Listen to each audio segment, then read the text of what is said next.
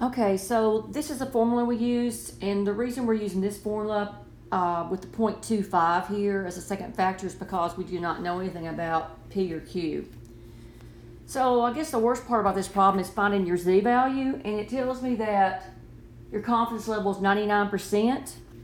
So 1 minus 0.99 is 0.01. That means you got 0.01 area in the tails if you sum up the area. But in the formula, we want to find z sub alpha over 2. So we need to take 0.01 and divide that by 2 because you want to know just about one tail. And that gives you 0.005. And this 0.005 is the area in the table. It's a part in the table.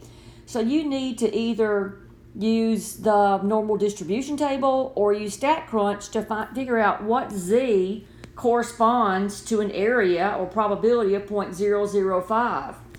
And that is 2.58. And if you do not understand how to find that, I think there's some videos for it. I'll be happy to make one for you, but I need to know if you're using StatCrunch or technology or the table itself. So just plug in the numbers that you know.